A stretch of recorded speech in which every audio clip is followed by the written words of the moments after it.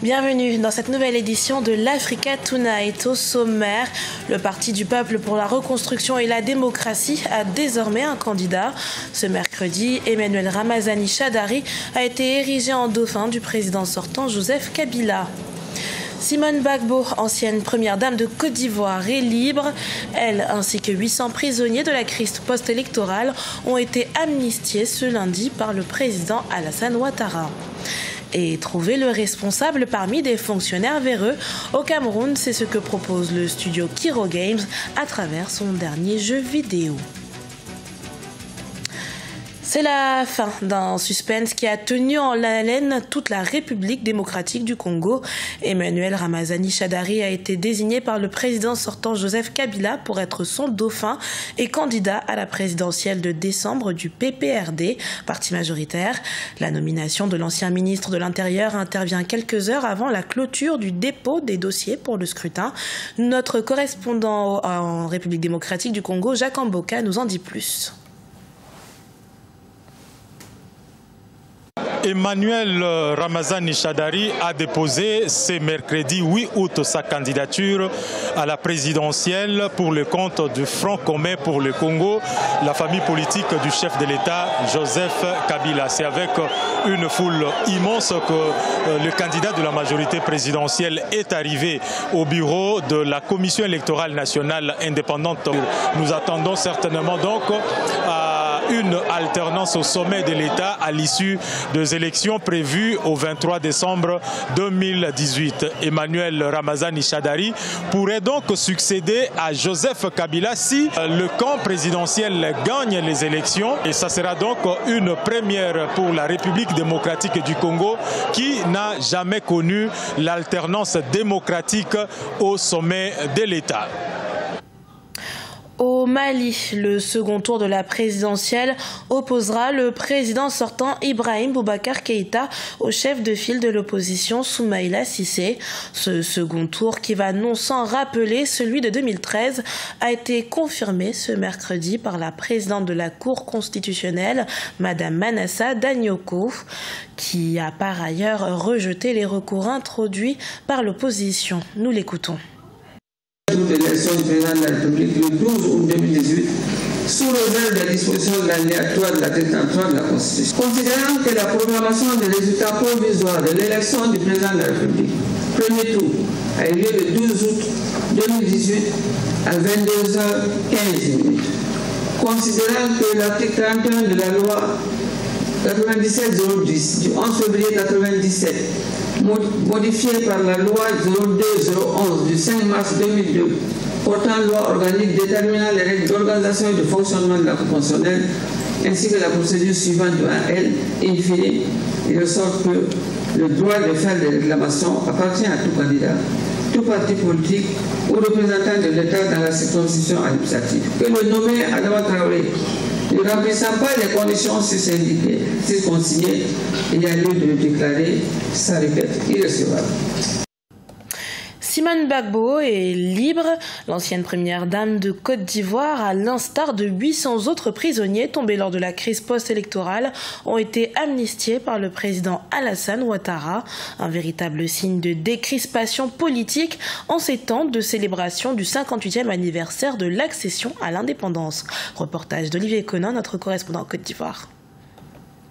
Un nouveau départ pour la Côte d'Ivoire, c'est sous ce signe que le président Alassane Ouattara place la célébration du 58e anniversaire de l'indépendance du pays. Le chef de l'État a demandé l'union de tous les Ivoiriens pour construire une nation forte et prospère. Signe de son engagement, il a pris une ordonnance pour l'amnistie et la libération de 800 prisonniers de la crise post-électorale de 2010-2011. Environ 500 sont déjà en liberté provisoire ou en exil et verront leur condamnation pénale effacée.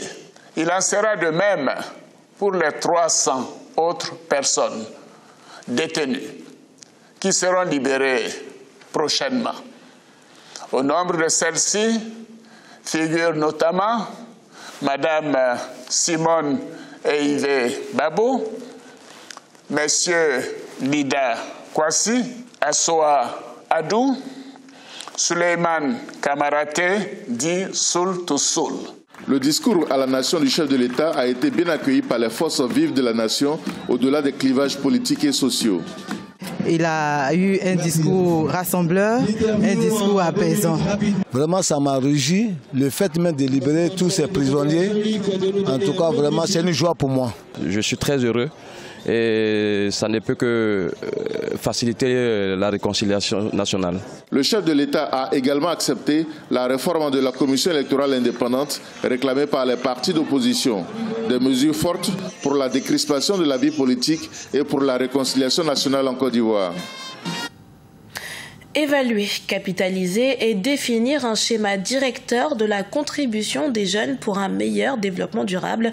Tel est l'objectif du 6e sommet panafricain qui se tient depuis ce lundi à Ouagadougou au Burkina Faso, organisé par le réseau des organisations des jeunes leaders africains des Nations Unies pour les objectifs du développement durable. Cet événement s'est tenu en présence de 5 chefs d'État. Reportage de Jean-Paul Ouedraogo, notre correspondant à Ouagadougou. Évaluer et capitaliser la contribution de la jeunesse africaine dans la mise en œuvre des ODD, Objectifs de développement durable, c'est tout l'enjeu du 6e sommet panafricain des jeunes leaders des Nations Unies qui se tient du 6 au 10 août 2018 à Ouagadougou. Et il convient de souligner qu'une assemblée générale, comme il est de tradition pour l'Euro-JALNU, a vu le renouvellement des instances dirigeantes de l'institution. Nous avons eu 4 candidatures qui étaient enregistrées et à l'issue du scrutin, j'ai pu avoir le suffrage et la confiance donc de mes autres collègues jeunes leaders africains qui étaient là. Le 6e sommet, c'est aussi des panels, sessions et visites. Une classification faite permettra aux participants venus d'une quarantaine de pays d'aborder les thématiques que sont la bonne gouvernance, l'environnement, la santé et plusieurs autres. L'objectif étant d'aboutir à de fortes résolutions à l'issue de la rencontre. D'ailleurs, le thème retenu pour cette édition est vers l'appropriation des objectifs du développement durable ODD, la contribution des jeunes au cœur du plan de rattrapage du VIH 90-90-90 et la capture du dividende démographique. J'attends des résultats concrets dans l'optique d'éradiquer, de réprimer la corruption et d'emmener la jeunesse à être un catalyseur, un acteur fiable. Notre présence ici n'est rien d'autre que de venir encourager pour que la jeunesse africaine prenne le dessus des choses, pour que les 17 principes d'objectifs de développement durable puissent être atteints d'ici 2030. Ce 6e sommet se tient après la dernière édition tenue à Libreville, au Gabon en 2016. Dans le reste de l'actualité, la mission des fonctionnaires africains, vue par de nombreuses personnes comme entachée de corruption et de favoritisme. Au Cameroun, c'est ce que le jeu Le Responsable dépeint. En développement depuis 2016, ce jeu propulsé par le studio Kiro Games, le premier jeu mobile du studio, s'appuie sur les clichés du pouvoir africain. Découverte avec Vivienne Baoken, notre correspondante au Cameroun. Inspiré par la gestion malencontreuse des services publics africains, lesquels sont gangrénés par la corruption et le favoritisme, le studio Kiro Games a développé Le Responsable, un jeu vidéo qui fait une simulation sur le comportement des fonctionnaires africains dans leur espace de travail. Le jeu va permettre à tout le monde d'être un fonctionnaire dans un pays imaginaire où on a un peu parodié tous les pays d'Afrique francophone. Et dans le jeu, vous allez pouvoir vivre le fait de monter dans les galons de la fonction publique et vous aurez le choix entre être un bon fonctionnaire qui fait bien son travail ou être quelqu'un qui vole et qui peut-être devient riche mais qui devra aussi assumer ce que ça a comme mauvaise conséquence. Le jeu se veut très très drôle. On va vraiment, l'idée c'est vraiment de faire rire tout le monde, mais aussi un peu de nous faire réfléchir en tant que Camerounais sur ce qu'on veut vraiment pour nous sur le long terme.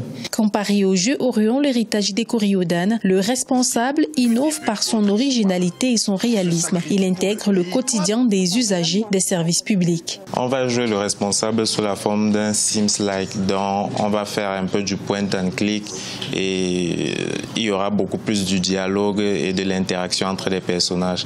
Contrairement à Orion où c'était des combats, du dialogue et plusieurs autres choses. Pour cette nouvelle aventure, toute la team Kiro Games veut donner à ce projet un écho tout aussi important que le premier. L'objectif est de créer une vraie révolution dans l'univers du jeu vidéo africain. Ce journal a été préparé par l'ensemble de la rédaction. Merci pour votre fidélité. Dans un instant, une nouvelle édition de l'actualité sur Africa 24.